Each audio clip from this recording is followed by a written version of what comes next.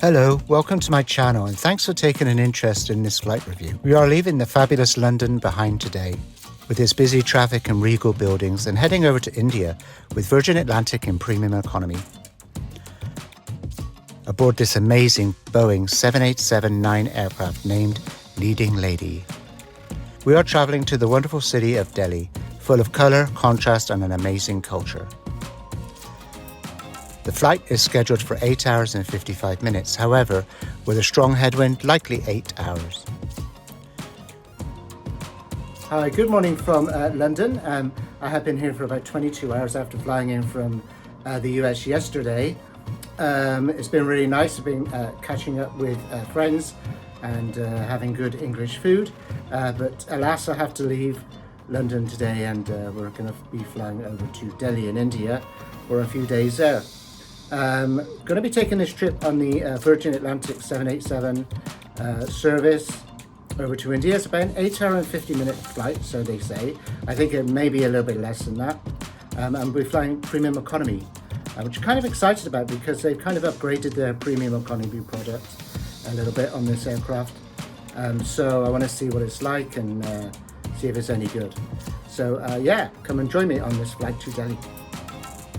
The journey starts from the historic Paddington Station in central London, where we will take the Heathrow Express for a 50-minute journey to Terminal 3. Paddington Station is a great place to depart from as it has an excellent rail network across the country and serves most major UK cities. This morning was an early morning weekend departure, so the train station hall was quite quiet. You can find here lots of eateries and shops to browse, including the popular UK grocery stores. There is even a Hilton attached to the station. The Heathrow Express starts service around 5 a.m. and leaves Paddington every 50 minutes to go up to the airport. The cost of a single ticket runs at about £20 to £25 for coach and £36 for first class. But remember, this is only a 15-minute ride.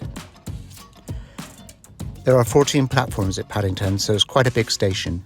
I opted for the business first cabin of the train for the short ride just because it's usually empty and easy to navigate with heavy suitcases and luggage. It's also usually very peaceful. You can see here it's really empty, which is nice.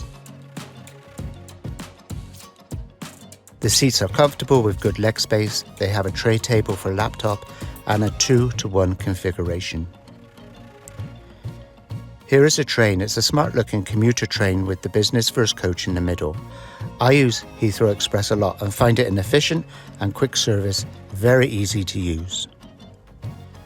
After the train ride, we arrive at Terminal 3 at Heathrow. This is a shared terminal with Delta and other SkyTeam airlines. Here is a check-in area for premium economy for the airlines. Virgin has a lot of flights leaving London every day, so they have awarded a great deal of space at this terminal, with their own added design ethos to it, lots of reds and purples.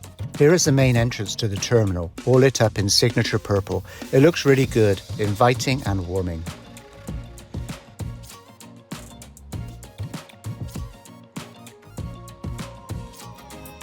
In addition to Virgin, there are many other airlines that depart from the very convenient Terminal 3, which is separated into alphabetical zones A through G. Here is a very cool Virgin and Delta entrance, separate to the main entrance.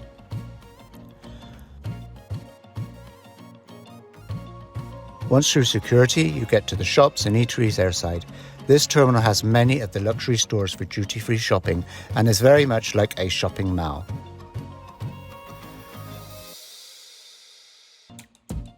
Walking past the shops, I wanted to spend money, but I didn't as this was the start of a very long trip.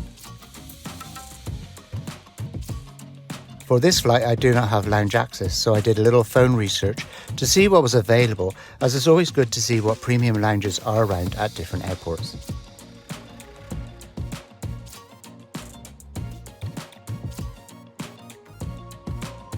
I found Club Aspire, which is a paid lounge for about £40, with a maximum stay of 3 hours. Inside it wasn't massively big though, and the dining tables were a bit close together for comfort, but it was clean, well lit, and also had a quiet area, which was full when I got there. I was hungry, so I opted for the scrambled egg English breakfast, which is always a must. There was not a big pastry choice here at the lounge like some others, however, it did have a bar for juice and coffee. There were some fruit salads and yogurt selections, which was nice, and they also had an additional menu with some foods to purchase. I found a cool little private seating area where I was able to work on the laptop for a while before the flight. All in all, not a bad lounge, probably worth the £40 for peace and quiet before the flight over to Delhi. Once my time was up in the lounge, we head over to the boarding area, part of the journey. This is where we all get to stand around, and there is a minimal seating before they let us on the plane. There is Sky Priority boarding for upper class passengers and then Premium Economy. Here is the seat map for the aircraft, with upper class at the front, Premium Economy in the middle, and then Economy. Leading Lady is the aircraft name for this great-looking 787-9.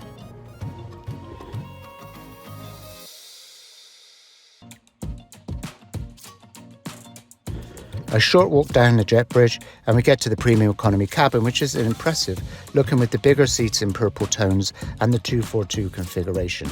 Pillow and headphones with a small blanket is provided and made available at the start of the journey for the passengers.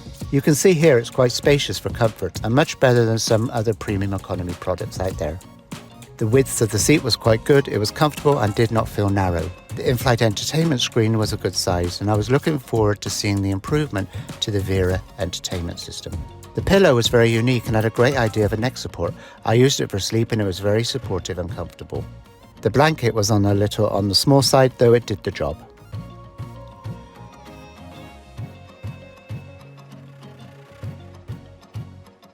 The menu was quite comprehensive for a Premium Economy flight, and I opted for the chicken lasagna pre-order. There was a light lunch option before landing as well, and you can see this soon with the meal service section.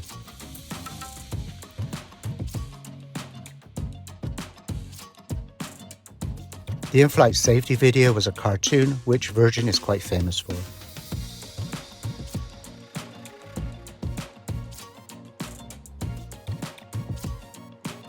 A cocktail was served after takeoff and before the meal.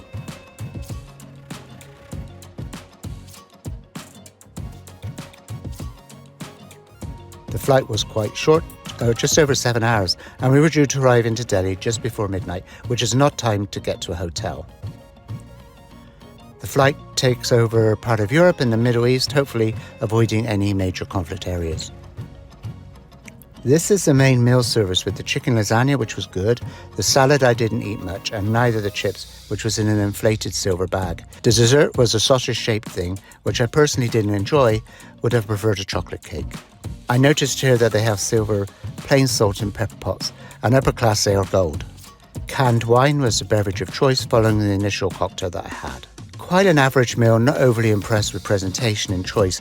It felt a little economy, which it shouldn't be the case. It should be a little more special than this. The sky map was really good and told you all the information you needed to know about the flight.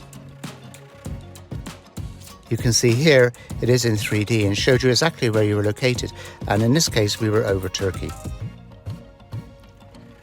Now it's time to hunker down and get some sleep. It's been a long day. After a couple of hours nap, we were served a light meal before landing. It was a chappatti with a salad and a cake. It tasted good, though again, presentation was not great. I'm not blown away with the Virgin meals. It's a little disappointing. So here we are over India, getting ready to land. I think Virgin has a solid product, as always. However, the meals are a little to be desired for.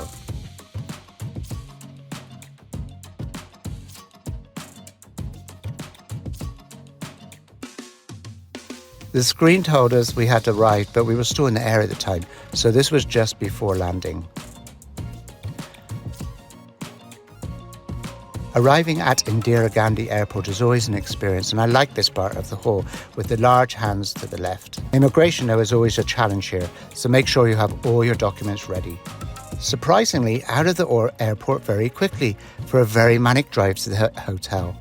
He was going quite fast and it was a little scary, and this just added to the adventure of being in India, which is quite an experience. Survived the horrific drive to the hotel and went to see the Gandhi house the next day, which was great. The weather was wonderful and a great day to walk around the grounds. We then went over to take a look at these Hindu temples, which are quite ancient. Thank you for watching this video.